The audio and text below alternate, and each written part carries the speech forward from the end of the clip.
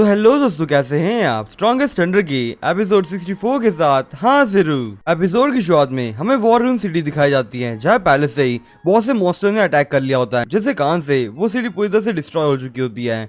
और फिर हमें अगले सीन पे उस सिटी के 10 किलोमीटर दूर का सीन दिखाया जाता है, जहाँ पे कुछ हंटर्स होता है और इन हंटर्स के बीच में हमारी ल्यू क्वेन भी है और साथ में उसका ब्रदर भी है। तभी ल्यू क्वेन का ब्रदर कहता है कि ये पूरी वॉर रूम जो सिटी है वो पूरी तरह से कितनी खतरनाक हो चुकी है, वो भी सिर्फ एक ही साल के अंदर। ये पूरी सिटी एक फैक्ट्री बन चुकी है मॉन्स्टर्स की।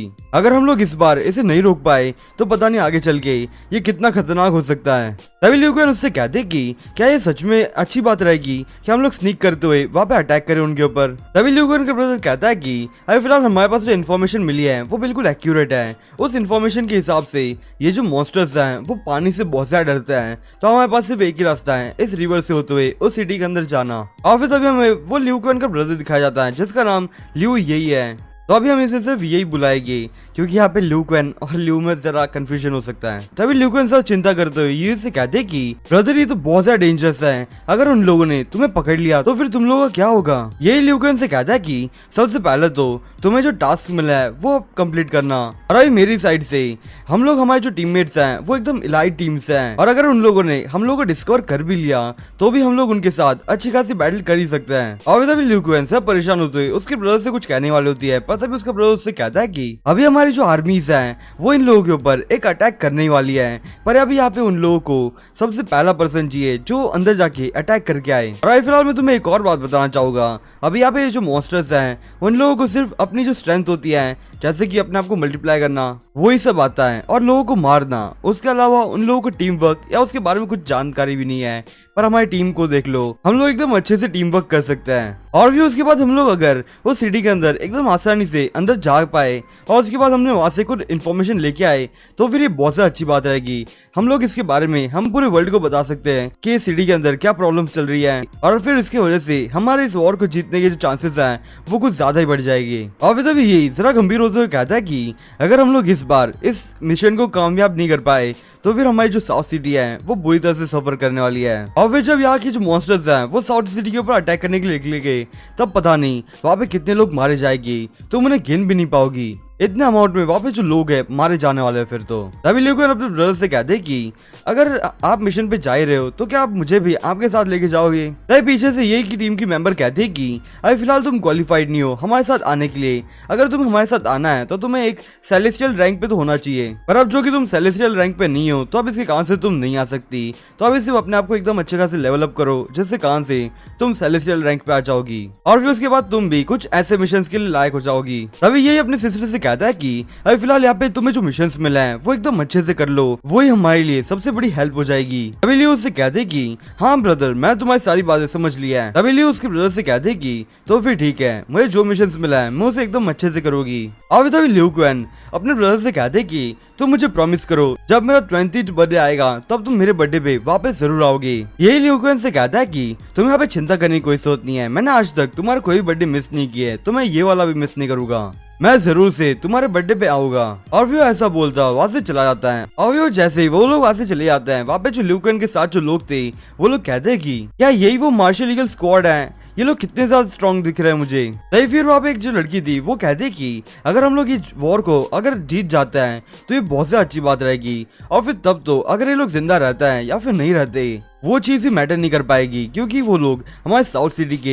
एक सुपर हीरोज बन जाएगी। तभी फिर वहाँ पे एक बीस्ट कहता है कि इसका ब्रदर एक सेलेस्टियल रैंक पे है तो क्या ये जरा मैटर नहीं हो जाएगा। तभी वहाँ पे किम आता है जो उससे कहता है कि अब यहाँ पे तुम्हें उसके बारे में चिंता करने की कोई जरूरत नहीं है, और फिलहाल तुम उसके बारे में बहुत सी चीजें जानते ही नहीं हो। अभी ल्यू क्वेन का जो ब्रदर है उसका रैंक सिर्फ सेलेस्टियल रैंक नहीं है। ये सुनते ही वो बीस्ट बहुत से हैरान होता है और वो कहता है कि क्या ये सच में ये मिल्की वे वॉर रैंक का है। और फिर तभी उतने में वहाँ पे हमें एक चार्ट दिखाया जाता है जहाँ पे ये सारे जो रैंक्स होते हैं उनकी रैंकिंग की जाती है।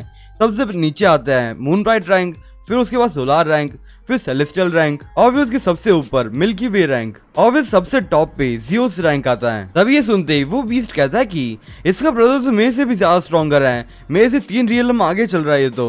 अब हमें अगले सीन पे फूरहोंग टाउन होटल दिखाया जाता है, जहाँ पे हमारा मिंग होता है। मिंग एक्चुअल में अभी होटल के अंदर एंटर कर चुका होता है और वो वहाँ पे उबासी ले रहा होता है। और फिर तभी उसकी नजर जाती है उसके क्लास टीचर के रूम की तरफ। उनकी क्लास टीचर के रूम की तरफ से जरा लाइट आ रही होती है और वो सोचते हुए कहता है कि क्या हमारे टीचर अभी तक जाग रहे हैं। और फिर तभी मिंग उनके डोर पे नॉक करता है। वो टीचर उससे कहते हैं कि डोर अभी खुला है तो तुम अंदर आ सकते हो। और फिर तभी मिंग उनके रूम के अंदर आते हुए टीचर से कहता है कि मुझे ऐसा लगता है कि आप पूरी रात तक इस सैंपल्स के ऊपर स्टडी करते रहे हो। वो टीचर मिंग से कहते हैं कि फिलहाल मुझे नींद नहीं आ रही थी तो इसके कान से मैं सोचा चलो यहाँ पे हम लोग रिसर्च ही कर लेते हैं। अभी वो टीचर से रिसर्च करते हुए वो मिंग से कहते हैं कि अब यहाँ पे तुमने कितने सारे प्लांट्स लेके आए थे तो इसके कान से मुझे सब मुश्किल हो रही थी इनके बारे में एकदम अच्छे से रिसर्च करने में। तभी मिंग टीचर से कहता है कि एक्चुअली मुझे उन प्लांट्स के बारे में इतना सा पता नहीं था तो इसके कान से वहाँ पे मुझे जितने दिखे थे मैं सारे उठा के लेके आया था। एक्चुअली मुझे ऐसा लग रहा था वहाँ पे कि अगर मैंने कोई भी प्लांट अगर छोड़ दिया तो शायद से मैं कोई क्लू ऐसे वहीं पे छोड़ दूंगा, तो इससे कान से मैंने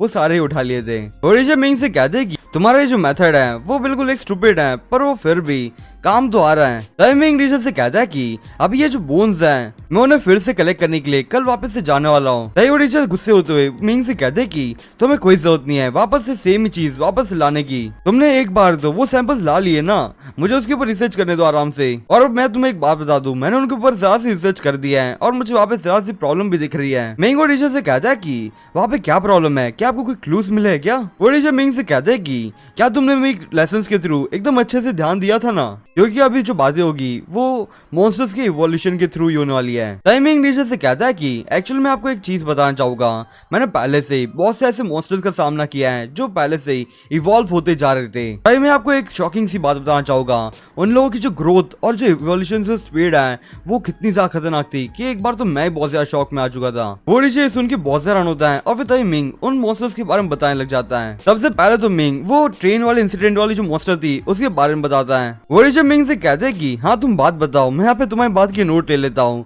वो मिंग टीचर से कहता है कि अभी जब मैंने पहली बार उस मॉन्स्टर का एनकाउंटर किया था तब मुझे वहाँ पे एकदम आसानी से मैंने उस मॉन्स्टर को हरा दिया था, वो भी सिर्फ एक ही पंच में। पर जब मेरे सामने वो फिर से आई थी तब वो इस बार एक इंस्ट्रक्टर की बॉडी के अंदर थी, और जब वो एक इंस्ट्रक्टर की बॉडी के अंदर थी और तब उसकी जो स्ट्रेंथ थी वो एक प्रॉपर इंस्ट्रक्टर की स्किल की बराबर ही थी, पर उसके बाद फिर भी मैंने उसे मार दिया था। वो टीचर मिंग से कहते कि ये जरा सी अच्छी बात है कि तुम्हें वहाँ पे एक वैल्यूएबल सा मॉन्स्टर मिला था, और वैसे वो रिसर्च बहुत से अच्छी होती अगर हम उस मॉन्स्टर के ऊपर करते तो, पर चलो अब कोई नहीं, तुमने अगर उसे मार ही दिया तो। मिंग टीचर से कहता है कि अभी फिलहाल मैंने जो आपको बोन्स दिए थे जो मुझे पानी के अंदर मिले थे, क्या आपको कुछ मिला है क्या उसके अंदर? वो टीचर मिंग से कहते हैं कि अभी फिलहाल तुमने मुझे जिस मॉन्स्टर के बारे में बताया था अभी तुम उसके ऊपर से अभी इन 3 सैंपल्स को देख सकते हो। अभी तुम सबसे पहले तो यहाँ पे लेफ्ट टू राइट से स्टार्ट करना।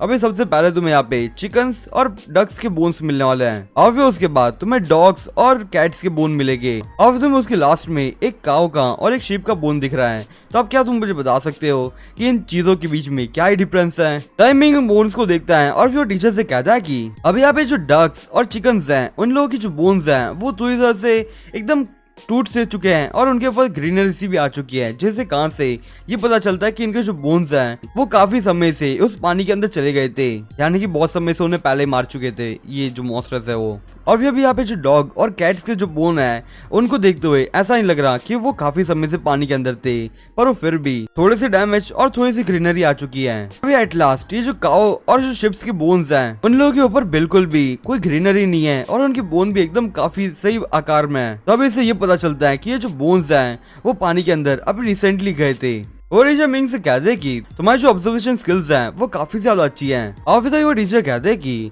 अबे तुमने मुझे जो रीजन दिया उसके हिसाब से क्या तुम मुझे बता सकते हो कि तुमने ये रीजन मुझे क्यों दिया? तभी मिंग साथ सोचने लग जाता है। वो टीचर से कहते हैं कि अभी फिलहाल मैं तुम्हें हिंट दे दी थी। तभी मिंग को वो टीचर की हिंट याद आती है और फिर वो मिंग टीचर से कहता है कि अगर वो मॉन्स्टर एक प्रीडेटर है तो फिर सबसे पहले तो उसे बहुत से एवोल्यूशन के स्टेज से गुजरना पड़ा होगा। अभी देखो मैं आपको एकदम स्टार्टिंग से समझाने की कोशिश करूंगा।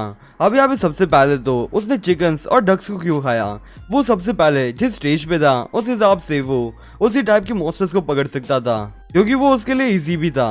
और फिर उसके अगले स्टेज पे उसने डॉग्स को खाया और फिर कुछ कैट्स को खाया। तो अब वो उस स्टेज पे वो इतना ज्यादा स्ट्रांग हो चुका था कि वो उस टाइप के जो एनिमल्स हैं उन्हें पकड़ सके। और फिर तब तक तो उसका एवोल्यूशन भी हो चुका था, तो वो थोड़ा स्ट्रांग हो चुका था उस वक्त के लिए। और फिर अगर हम लोग इसके थर्ड स्टेज पे जाए जहाँ पे इसने काउस और शिप्स को पकड़ लिया है, वहाँ पे तो ये मॉन्स्टर अलग स्टेज पे जा चुका है, क्योंकि अभी यहाँ पे इसने एक बड़े साइज के एनिमल को खाने लग चुका है। तभी टीचर मिंग से कहते हैं कि अब तुम मेरी बात एकदम आसानी से समझ चुके हो। मिंग वो टीचर से कहता है कि अब यहाँ पे एकदम सबसे स्कैरी चीज तो यही है कि इन लोगों की जो एवोल्यूशन स्पीड है वो कुछ ज्यादा ही है। वो टीचर मिंग से कहता है कि अब यहाँ पे सबसे ऐसी बड़ी चीज जो है जो मुझे परेशान करती है कि अभी इसने यहाँ पे हमारे जो लाइफ स्टॉक्स हैं उसे खा लिया है जो फूरोंग टाउन के आसपास है। और अभी यहाँ पे तुम देखो ये जो मॉन्स्टर्स हैं वो यहाँ पे किसी एनिमल को खाने के बाद उसकी हड्डियां ऐसे ही नहीं छोड़ देता, वो उसे पानी के अंदर लेके चला जाता है, जिससे कान से हम इसे कह सकते हैं कि ये जो मॉन्स्टर्स हैं वो पहले से इस टाउन के आसपास बहुत समय से घूम रहा था। टाइमिंग से हैरान होते हुए टीचर से कहता है कि